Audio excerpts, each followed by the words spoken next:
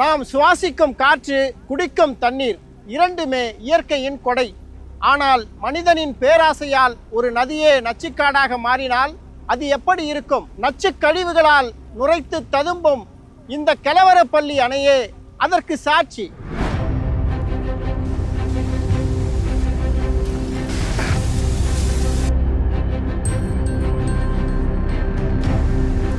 கர்நாடக மாநிலத்தின் அலட்சியத்தால் நம் தமிழகத்தின் 5 மாவட்ட மக்களின் குடிநீர், விவசாயம் கேள்விக்குறியாகிறது என்றால் நம்ப முடிகிறதா? நம் பக்கத்து மாநிலத்தின் பொறுப்பற்ற செயலால் தமிழகத்தின் முக்கிய நதியே சீரழிகிறது என்றால் அதை உங்கள் மனதால் ஏற்க முடிகிறதா? இதற்கெல்லாம் என்ன காரணம்? இந்த நச்சு புள்ளியின் ஆரம்பம் எங்கே இருக்கிறது? வாருங்கள், நேரடியாக போய் பார்க்கலாம்.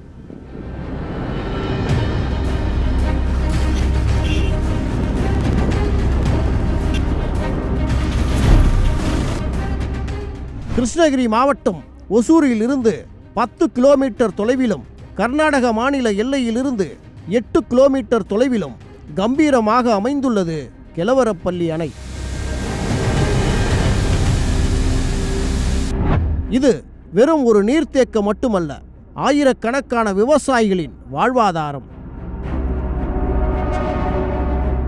கெலவரப்பள்ளி அணையின் இடது மற்றும் வலது பிரதான கால்வாய்கள் வழியாக ஒசூர் மற்றும் சூளகிரி ஒன்றியங்களைச் சேர்ந்த மருதாண்டப்பள்ளி, காமதொட்டி, அத்தா குறுக்கி, கோனேரி பள்ளி, மாரச்சத்திரம் உள்ளிட்ட 22 கிராமங்களில் 8000 ஏக்கர் நிலங்கள் செழிக்க தென்பெண்ணை ஆற்றின் குறுக்கே கட்டப்பட்ட அணைதான் இது.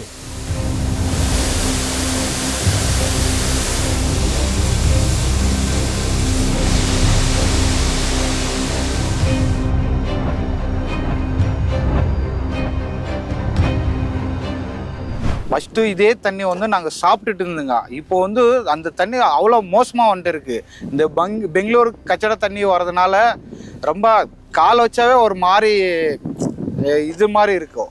விவசாயம் வந்து அவ்வளோ ஆகிறதில்ல. எந்த தக்காளி வச்சாலும் அவ்வளோதான், வேறு காலிஃப்ளவர் நட்டாலும் பாதி வேஸ்ட்டாக போகுது. இந்த தண்ணியை கெமிக்கல் அது இது மிக்ஸ் ஆகி வர்றதுனால என்ன பண்ணுறது, பாதி விளம்பே ஆகாது, பாதி தான் ஆகுது. பயங்கரமான ஸ்மெல்லுனா நம்ம காலை வச்சாவே ஒரு மாதிரி ஸ்மெல்லே வருது. அவ்வளோ கருப்பாக வருது தண்ணி. பெங்களூர்லேருந்து நிறைய கம்பெனிங்க தண்ணிங்கெல்லாம் வருது மிக்ஸ் ஆகிட்டு.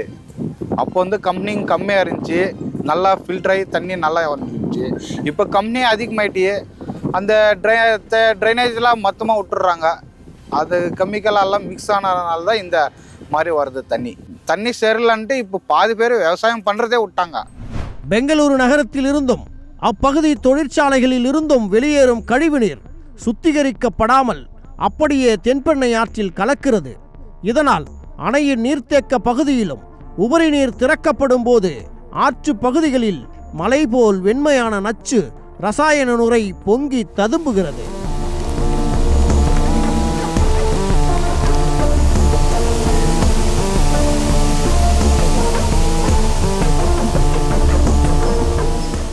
இந்த மாசடைந்த நீரால் விவசாய பயிர்கள் கருகும் நிலை ஏற்பட்டுள்ளது. நதி துர்நாற்றம் வீசுவதால் பொதுமக்களுக்கு சுகாதார கேடும் சுவாச பிரச்சனைகளும் ஏற்படுகின்றன. முன்னாடியெல்லாம் தேங்காய் தண்ணி மாதிரி இருந்துச்சு, நாங்கள் ஆற்றுலேயே குடிக்குவோங்க. ஆற்றுல தான் தண்ணி எடுத்து போய் சாப்பிடுங்க. இந்த மல்லாடிலேருந்துங்க நல்லா தான் இருந்துச்சு, வெளியேன்னு வரும் தண்ணி. பெங்களூர்லேருந்து பெல்லாண்டூர் தண்ணிங்கெல்லாம் வருது. தண்ணி வந்து கரையேன்னு வருது. ஒருத்தூர் ஏரி, பெல்லாண்டூர் ஏரி, அந்த ஆவல்பல் டேமு இதுங்கெல்லாம் அப்படியே நுர களிமீன் மேலே வருது. அதுங்கெல்லாம் சாப்பிட்டா மாடுங்க ஆடுங்கெல்லாம் சாகுது. எல்லாமே சரி ஆகிறதில்ல.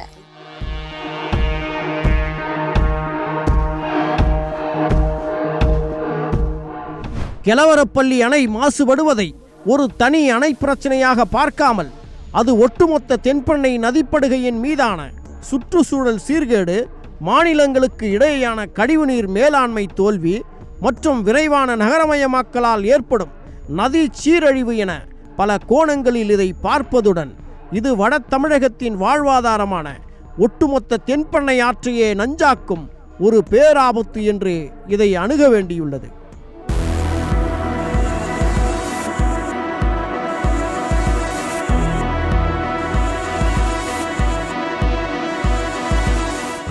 கர்நாடகா காவிரி நீரை மறுப்பதும் தென்பெண்ணை ஆற்றில் கோடிக்கணக்கான லிட்டர் நச்சு கழிவுநீரை கலப்பதும் தமிழகத்திற்கு இழைக்கப்படும் சுற்றுச்சூழல் அநீதி மற்றும் திட்டமிட்ட நீராதார சீரழிவு ஆகும்.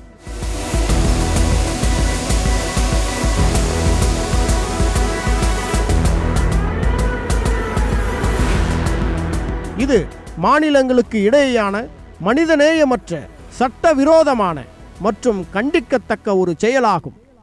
சுத்தமான குடிநீர் என்பது மனிதனின் அடிப்படை உரிமை. அதை பாதிக்கும் எந்த ஒரு செயலும் மனித உரிமை மீறலாகவே கருதப்படும் என்கிறது உலக நியதி. இப்படி தொடர்ந்து வஞ்சிக்கும் கர்நாடகாவின் இந்த செயலை தமிழக மக்களுக்கு அம்பலப்படுத்த வேண்டும் என ஜெயா பிளஸ் செய்திக்குழு கர்நாடக மாநிலம் பெங்களூரு விரைந்தது.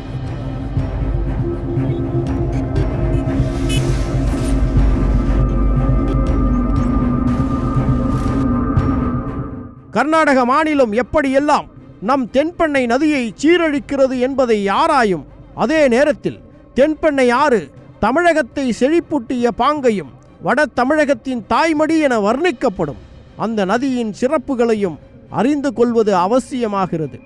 தாய்க்கு நிகராக போற்றப்படும் காவிரிக்கு இணையான ஒரு நதி தமிழகத்தில் ஒன்று உண்டு என்றால் அது தென்பெண்ணையாகத்தான் இருக்கும்.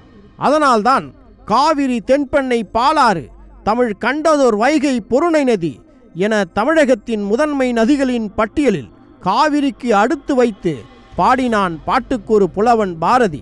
காவிரி எப்படி தமிழகத்தின் மத்திய மற்றும் டெல்டா மாவட்டங்களை செழிக்க வைக்கிறதோ அதேபோல் வட மாவட்டங்களை வளம் கொழிக்க செய்கிறது தென்பெண்ணை.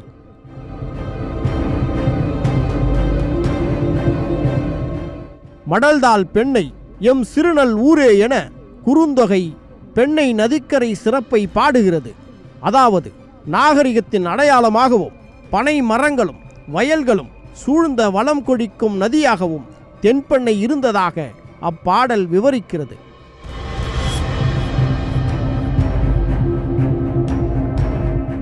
நாகரிகங்கள் நதிக்கரையில் தோன்றின என்கிறது வரலாறு. அதில் முதன்மையானதாக கூறப்படும் சிந்து சமவெளி நாகரிகத்திற்கு முந்தைய பழமை கொண்டது தென்பெண்ணை ஆற்றங்கரை நாகரிகம் என்கிறார்கள் வரலாற்று ஆய்வாளர்கள். இந்திய வரலாற்றை வடக்கிலிருந்து அல்ல தெற்கிலிருந்து எழுத வேண்டும் என்ற கருத்திற்கு தென்பெண்ணை ஆற்றங்கரை நாகரிகம் ஒரு வலுவான சான்றாக நின்று தமிழர்களின் தொன்மையை பறைசாற்றும் நதியாக இன்றும் உள்ளது.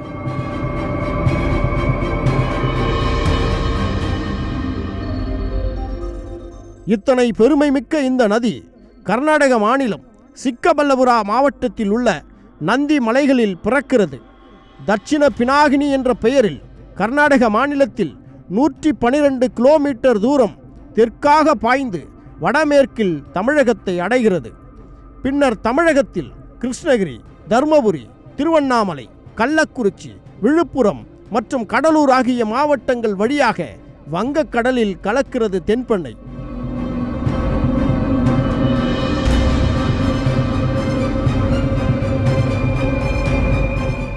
வட தமிழகத்தின் பல லட்சம் ஏக்கர் விவசாய நிலங்கள் பாசனத்திற்காக தென்பெண்ணையே நம்பியுள்ளன.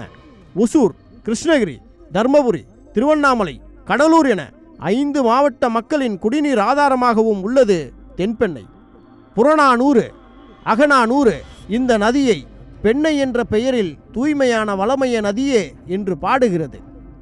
இத்தனை பெருமை மிகு நதி இன்று பலதரப்பட்ட அச்சுறுத்தலுக்கு உள்ளாகி தன் இயற்கை எழிலையும் தன் தூய்மையையும் தன் கம்பீரத்தையும் இழந்து இன்று துயரப்பட்டு நிற்கிறது.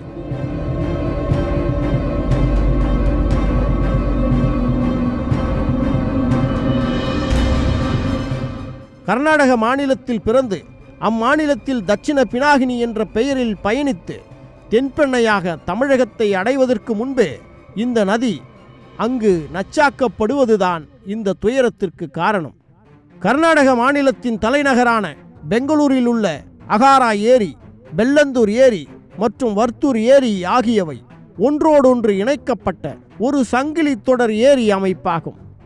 ஒரு காலத்தில் நகரின் குடிநீர் ஆதாரமாகவும் பல்லுயிர் பெருக்கத்தின் புகலிடமாகவும் தென்பெண்ணை ஆற்றுக்கு தூய்மையான நீரை கொடையாகவும் வழங்கிக் கொண்டிருந்த இந்த ஏரிகள் கட்டுப்பாடற்ற நகரமயமாக்கல் மற்றும் நிர்வாக அலட்சியத்தால் இன்று மிக மோசமாக மாசடைந்துள்ளன. பெங்களூரு மாநகராட்சியின் சுமார் 40% வீட்டு உபயோக கழிவு நீரும் சுத்திகரிக்கப்படாத சாக்கடை நீரும் நேரடியாக இந்த ஏரிகளில் கலக்கின்றன.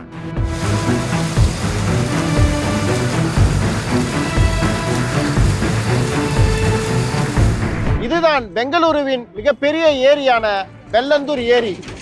இது இப்போது ஏரி அல்ல, ஒட்டுமொத்த நச்சு கழிவுகளின் ஊற்றுக்கண். இந்த ஏரியை சுற்றி இருக்கிற தொழிற்சாலைகள் மற்றும் குடியிருப்புகளில் இருந்து வெளியேறும் அனைத்து கழிவுகளும் இந்த ஏரியில் தான் கலக்கின்றன.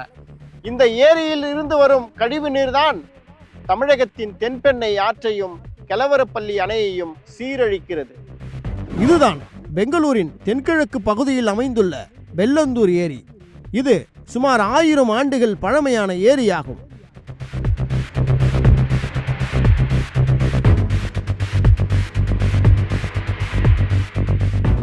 பெங்களூரின் அதிவேக நகரமயமாக்கல் மற்றும் ஐடி புரட்சி காரணமாக கடந்த 30 ஆண்டுகளில் இந்த ஏரி முழுமையாக நச்சுக்காடாக மாறியுள்ளது. ஏரிகளை சுற்றியுள்ள நூற்றுக்கணக்கான ஐடி நிறுவனங்கள் மற்றும் சிறிய தொழிற்சாலைகளின் ரசாயன கழிவுகள் சட்டவிரோதமாக ஏரியில் விடப்படுகின்றன. ஏரியின் மேற்பரப்பு முழுவதும் அடர்ந்த பச்சை போர்வை போர்த்தியது போல ஆகாய தாமரைகள் ஆக்கிரமித்துள்ளன.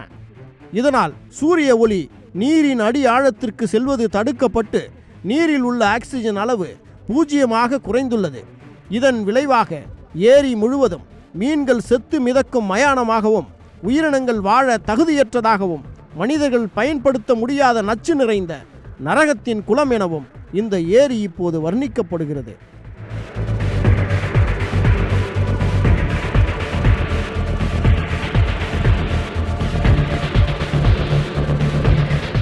பெங்களூருவிலிருந்து நாள் ஒன்றுக்கு வெளியேறும் சுமார் 1329 மில்லியன் லிட்டர் கழிவு நீரில் வெறும் 830 மில்லியன் லிட்டர் மட்டுமே அங்குள்ள சுத்திகரிப்பு நிலையங்களால் கையாளப்படுகிறது. எஞ்சிய 500 மில்லியன் லிட்டர் அளவிலான கழிவு நீர்கள் இந்த வெல்லந்தூர் ஏரி மற்றும் வர்த்தூர் ஏரிகள் வழியாகவே நம் தென்பெண்ணை ஆற்றில் நேரடியாக கலக்கின்றன. பாஸ்பேட், சல்பேட், அமோனியா மற்றும் கோழிஃபார்ம் பாக்டீரியாக்கள் நிறைந்த இந்த நீர்தான் நம் கெலவரப்பள்ளி அணையில் பல அடி உயரத்திற்கு நச்சு வெண்ணுரை பனிமூட்டம் போல பொங்கி பறக்க காரணமாகிறது.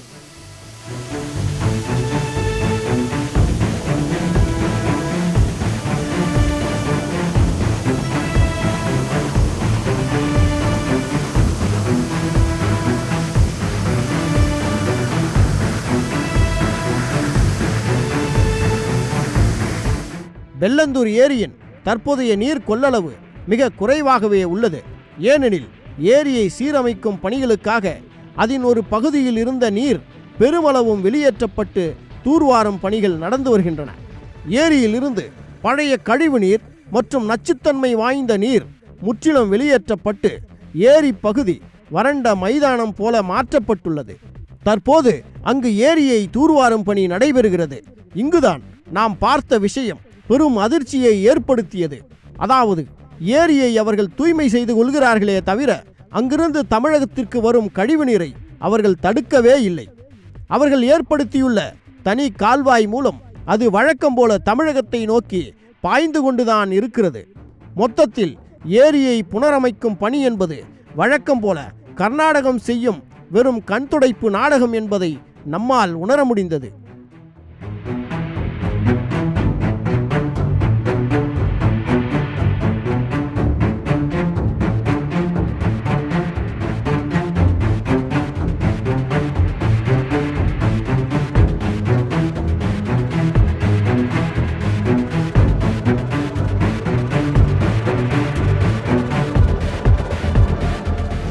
வெல்லந்தூர் ஏரியில் இருந்து வெளியேறும் நச்சு நீர் நேராக இந்த வர்த்தூர் ஏரிக்குத்தான் வருகிறது.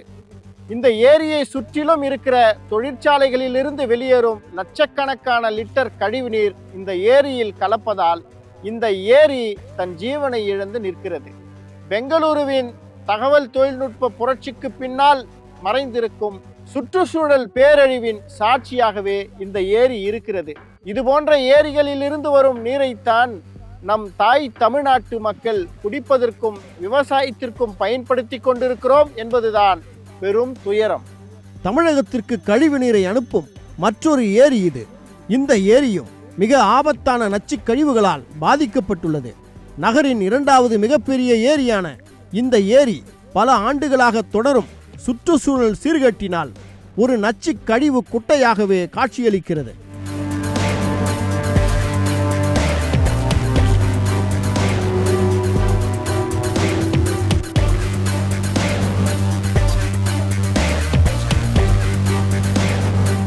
நாளொன்றுக்கு குறைந்தது 500 மில்லியன் லிட்டர் சுத்திகரிக்கப்படாத நகர்ப்புற கழிவுநீர் மற்றும் தொழிற்சாலை கழிவுகள் நேரடியாக இந்த ஏரியில் கலக்கப்படுகின்றன. இந்நீரில் சலவைத்தூள், அமோனியா மற்றும் பாஸ்பேட் போன்ற ரசாயனங்கள் அளவுக்கு அதிகமாக உள்ளது என கண்டறியப்பட்டுள்ளது. இதனால் மழைக்காலத்தில் நச்சு நுரை பொங்கி மக்களுக்கு சுவாச கோளாறு பிரச்சனையை ஏற்படுத்துகிறது இந்த ஏரி. தண்ணீரின் மேற்பரப்பில் படிந்துள்ள ரசாயனங்கள், எண்ணெய் மற்றும் மீத்தேன் வாயு போன்றவற்றின் காரணமாக ஏரியில் தீப்பற்றும் சம்பவங்களும் நடக்கின்றன. எண்ணெய் படலம் அளவு அதிகரித்துள்ளதால் மீன்கள், நீர்வாழ் உயிரினங்கள் வாழ தகுதியற்ற ஏரியாக மாறியுள்ளது இந்த ஏரி. மனித கழிவுகளில் உள்ள பாக்டீரியாக்களின் தாக்கம் அதிகமாக உள்ளதாக இந்த ஏரி நீரின் ஆய்வறிக்கைகள் கூறுகின்றன. பெல்லந்தூர் ஏரி மற்றும் வர்த்தூர் ஏரிகள் பெங்களூரு நகரத்தின் மிகப்பெரிய செப்டிக் டேங்க் போன்று மாற்றப்பட்டுள்ளது என தேசிய பசுமை தீர்ப்பாயம் எச்சரித்துள்ளது. ஆனாலும் அங்கு தேங்கும் கழிவுநீர் தொடர்ந்து தமிழகத்தை நோக்கி வந்து கொண்டிருப்பதை இதுவரை கர்நாடக மாநில அரசு தடுக்கவே இல்லை என்பது ஒருபுறம் என்றால், தமிழக அரசும் இதை ஏன் என்று கூட கேட்கவில்லை என்பதுதான் ரணவேதனை.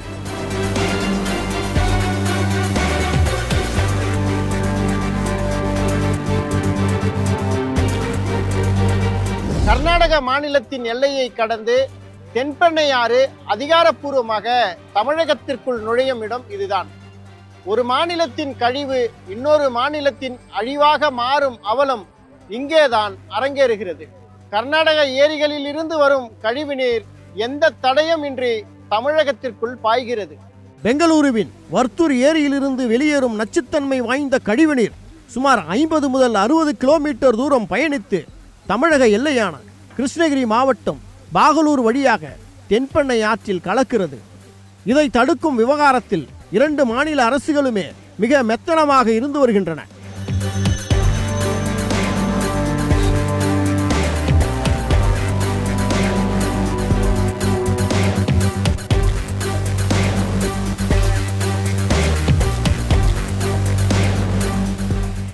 கிருஷ்ணகிரி முதல் கடலூர் மாவட்டம் வரை இந்த ஆற்று நீரை பயன்படுத்தும் ஆயிரக்கணக்கான ஏக்கர் விவசாய நிலங்கள் நஞ்சாக மாறியுள்ளன. ஆற்றின் கரையோர கிராமங்களில் நிலத்தடி நீர்மட்டம் முற்றிலும் மாசடைந்து மக்களுக்கு புற்றுநோய், தோல் நோய் மற்றும் சிறுநீரக பாதிப்புகள் ஏற்படும் அபாயம் அதிகரித்துள்ளது. ஆற்றில் நச்சுநுரை பொங்குவதால் நீரில் உள்ள ஆக்சிஜன் குறைந்து மீன்கள் மற்றும் நீர்வாழ் உயிரினங்கள் மொத்தமாக மடிகின்றன. இரு மாநில அரசுகளும் அரசியல் மற்றும் நிர்வாக காரணங்களால் இந்த சுற்றுச்சூழல் அநீதியை தடுக்க ஒருங்கிணைந்த தீவிரமான நடவடிக்கைகளை எடுக்க தவறி வருகின்றன என்பது விவசாயிகளின் குற்றச்சாட்டு. ஃபர்ஸ்ட் வந்து எல்லாமே விவசாயம் தான் பண்ணிட்டு இருந்தோம். ஃபுல்லாக தக்காளி, கோஸு, பீன்ஸ் எல்லாம் போட்டுட்டு இருந்தோம் ஃபர்ஸ்ட் எல்லாம். இப்போ எல்லாம் ஃபுல்லாக ஸ்டாப் பண்ணிட்டாங்க. நெல் மட்டும்தான் போட்டுருக்கோம். தமிழ்நாடு கவர்மெண்ட் இல்லைன்னா கர்நாடகா கவர்மெண்ட் 2 பேரும் பேசி ஏதாவது தீர்மானம் பண்ணாதான் இது முடியும். நம்ம பேசிட்டே இருந்தால் அது அவங்க இது எடுத்தால் தான், ஒரு முடிவு எடுத்தால் தான் நம்மளுக்கு ஏதாவது தீர்வு கிடைக்கும். தமிழ்நாடு கவர்மெண்ட், கர்நாடகா கவர்மெண்ட்டுக்கு எல்லாம் போய் பிடிஷன் போட்டு எல்லாம் கேட்டுட்டே இருக்காங்க. ஆனால் ஒன்று முடிவு கூட எடுக்கல. இது பற்றி பேசவே இல்லை. எங்கேயும் பேசினா நம்மளுக்கு கூட கொஞ்சம் ஏதோ ஹெல்ப்ஃபுல்லாக இருக்கும். ஆனால் எந்த ஹெல்ப் பண்ண மாட்டேங்கிறாங்க. கவர்மெண்ட் ஸ்டார்ட் ஆகிருந்து இந்த பிரச்சனை வந்துட்டு இருக்கு. ஆனால் ஒரு பிட்டிஷன் எல்லா பிட்டிஷன் கொடுத்துட்டு இருக்காங்க கலெக்டர் ஆஃபீஸில் போய். ஆனால் ஒரு முடிவு கூட இல்லை. அதை பற்றி ஒரு தீர்மானம் இல்லை. அதை பற்றி பேசவே இல்லை. ரொம்ப முக்கியம். தென்பெண்ணை வந்து விவசாயத்துக்கு அதான் இப்போ நம்பிட்டே இருக்காங்க தமிழ்நாடு மக்கள். இப்போ இந்த தண்ணி இல்லைன்னா ஃபுல்லாக விவசாயம் ஃபுல்லாக நின்றுடும். ஃபுல்லாக கம்பெனி தான் பண்ணணும். ஆனால் கம்பெனி பண்ணுறதுக்கு யாரும் இது இல்லை. எல்லாம் அந்த விவசாயத்தை தான் நம்பிட்டு இருக்கோம். விவசாயம் பண்ணணும்னா தண்ணி வரணும். காவேரி வரைக்கும் இதுக்கு வந்து அவ்வளோ இம்பார்ட்டன்ஸ் இருக்குது. அது எப்படியோ அதை விட இதுக்கு அதிகமாக இருக்குது சொல்ல போனால். ஏன்னா கொடுக்கறதுக்கு கூட போர் படுக்கலாம், ஏதோ பண்ணிக்கலாம். ஆனால் விவசாயம் பண்ணோன்னே இவ்வளோ தண்ணி வரணும். ஹெல்த் இருக்குது மெயின். ஹெல்த் வேணும்னா சாப்பாடு வேணும். சாப்பாடு வேணும்னா விவசாயம் பண்ணணும். விவசாயம் பண்ணணும்னா தண்ணி வரணும். இப்போ தண்ணி அங்கேருந்து வருது. அந்த தண்ணி நல்லா இல்லைன்னா விவசாயம் ஆகுது. என்ன பண்ண அதுக்கு சொல்யூஷன் எடுக்கணும். தமிழ்நாடு கவர்மெண்ட்டு, கர்நாடகா கவர்மெண்ட் பேசிட்டு ஏதோ ஒரு முடிவு எடுத்தது இதுக்கு சொல்யூஷன் இருக்கும். கடந்த காலங்களில் தேசிய பசுமை தீர்ப்பாயம் இரு மாநில அரசுகளையும் குறிப்பாக கர்நாடக அரசை கடுமையாக எச்சரித்து பல கோடி ரூபாய் அபராதம் விதித்தது. விரைந்து கழிவுநீர் சுத்திகரிப்பு நிலையங்களை அமைக்கவும் உத்தரவிட்டது. நீதிமன்றம் கெடு விதித்தும் கர்நாடக அரசு குறிப்பிட்ட காலத்திற்குள் முழுமையான சுத்திகரிப்பு நிலையங்களை அமைக்கவே இல்லை. தமிழக அரசும் எல்லையோர மாவட்டங்களில் இந்த நச்சுநீர் நுழைவதை தடுக்க வலுவான தற்காப்பு அல்லது மாற்று திட்டங்களை போர்க்கால அடிப்படையில் செயல்படுத்தவில்லை என்பது பெரும் கொடுமை. விதிகளை மீறி கழிவுகளை கொட்டும் தொழிற்சாலைகளின் உரிமங்களை ரத்து செய்து கடுமையான அபராதம் விதிக்க வேண்டும். மாநிலங்களுக்கு இடையேயான நதிநீர் மாசுபடுதல் சட்டத்தின் கீழ் கர்நாடக அரசுக்கு எதிராக உச்சநீதிமன்றத்தில் வலுவான வழக்கு தொடர வேண்டும் என்று தமிழக மக்களும் விவசாயிகளும் கொந்தளிக்கின்றனர். இல்லையென்றால் தமிழகம் மிக மோசமான நிலைமைக்கு தள்ளப்படும் என மக்கள் ஆதங்கப்படுகின்றனர். பக்கத்தில் கல்கோரியும் வந்துருச்சா, இந்த பக்கம் தண்ணியும் இப்படி பாய்ச்சலாக இருக்குதா, மக்கள் நிலைமை இன்னும் மோசமாக தான் போகும். சாப்பிட்றதுக்கே வழி இல்லாத நிலைமை கூட மாறலாம். நல்ல ஒரு முடிவு எடுத்து நல்ல ஒரு தண்ணியை வடிகட்டி ஏதாவது பாசத்துக்கு தகுந்த மாதிரி வழிகட்டினா பரவாயில்ல. இப்படியே வந்துச்சுன்னா கர்நாடகா நல்லா பொழிக்கும், தமிழ்நாடு இன்னும் மோசமாக தான் போகும். தமிழ்நாடு கவர்மெண்ட் இதுக்கு தானே ஸ்டெப் எடுத்தால் ஓரளவுக்கு முயற்சி பண்ணலாம். அவங்களுக்கு இந்த பக்கம் தென்பெண்ணையாக இருக்கிறெல்லாம் முயற்சி பண்ணால் மட்டும்தான் முயற்சி பண்ண முடியும். எல்லாரும் ஒன்று பற்றா தான் ஒன்று வாழ முடியும் மாதிரி எல்லாரும் ஒன்று சேர்ந்தால் தான் வாழவே முடியும். தென்பெண்ணையாறு பற்றி அதிகமாக யாருக்கும் அவ்வளோவா விழிப்புணர்வு வரல. இதுக்கு மேலே வந்தால் தான். ஏன்னா இப்போ நிறைய பாசன தண்ணியெலாம் கழிவு நீர் நிறைய கெமிக்கல் தண்ணியெல்லாம் வருது. இப்போ பாரு அட்டைப்பேட்டை தண்ணி கூட இதில் தான் கலக்க போகிறாங்க. அதனால் நிறைய பாதிப்பு வரதுனால இனிமே தான் பாதிப்பு கொஞ்சம் கொஞ்சமாக தான் வெளியே வரும். காவேரி தண்ணி அதோடைய விளைவு தெரிஞ்சாங்காடி தானே இப்போ பப்ளிக் ஆகுது. அதே மாதிரி இதோடைய விளைவும் பின்னாடி தெரிஞ்சிச்சுன்னா போராட்டம் ஏதாவது செஞ்சாங்கன்னா கண்டிப்பாக முயற்சி பண்ண முடியும், நல்லா தண்ணி வர வைக்க முடியுன்றது மக்களுடைய நிலைமை. முக்கியமான நதினா விவசாயத்துக்கு முக்கியமான நதி தான். அந்த சோறு போடுறதே மக்களுக்கு அந்த தென்பெண்ணையாறு தான். அதுவே முடிஞ்சிருச்சுன்னா அப்புறமா மக்களுக்கு எங்கே சோறே கிடையாது. இந்த தென்பெண்ணையாரை நம்பி தான் பல மக்களும் இங்கே வந்திருக்கிற நிறைய வெளியூர்லலாம் நடவை போடுறது கூட இந்த ஊருக்கு வந்து தான் பல காசுகளை சம்பாரிச்சிட்டு போய் அவங்க குடும்பத்தை நடத்துகிறாங்க. இல்லைன்னா நடத்தவே முடியாது. அழகான நதி, இதில் நிறைய பேர் குளிச்சுட்டு போகிறதுக்கு ஆர்வமாக வருவாங்க. இப்போதைக்கு எல்லாம் பின்தாங்கிறாங்க. ஒரு நாள் கண்டிப்பாக இந்த தென்பெண்ணையாத்துக்காசரம் அவங்களும் போராட வருவாங்க, கண்டிப்பாக வருவாங்க. இந்த விவகாரத்தில் மௌனம் சாதிக்கும் 2 மாநில அரசுகளுக்கும் சில கேள்விகளை முன்வைக்க வேண்டியது அவசியமாகிறது. போதிய கழிவுநீர் கட்டமைப்புகளை ஏற்படுத்தாமல் மாசடைந்த தன் ஏரி நீரை தமிழகத்திற்குள் திருப்பிவிட்டு கர்நாடக அரசு மனிதநேயமற்ற முறையில் செயல்படுகிறது என்பது உண்மைதானே?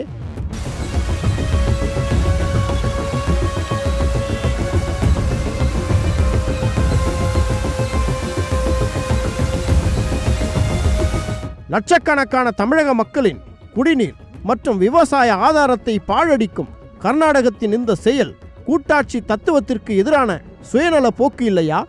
தங்களின் நிர்வாக திறமையின்மையை மறைக்க கர்நாடக அரசு தமிழகத்திற்குள் நச்சுநீரை பாய்ச்சுவதை ஏன் தமிழக அரசு இன்னும் தட்டி கேட்கவில்லை? தமிழக மக்களின் நலனை காக்க கர்நாடக அரசின் மீதும் மத்திய நீர்வள ஆணையத்தை அணுகி தமிழக அரசு கடுமையான சட்ட நடவடிக்கைகளை எடுக்க தயங்குவது ஏன்? அண்டை மாநிலத்தின் நச்சுநீர் தாக்குதலில் இருந்து தமிழக விவசாயிகளையும் பொதுமக்களையும் காக்க தமிழக அரசு இன்னும் தீவிரம் காட்டாதது ஏன் என்ற கேள்விகள் வலுவாக எழுகின்றன.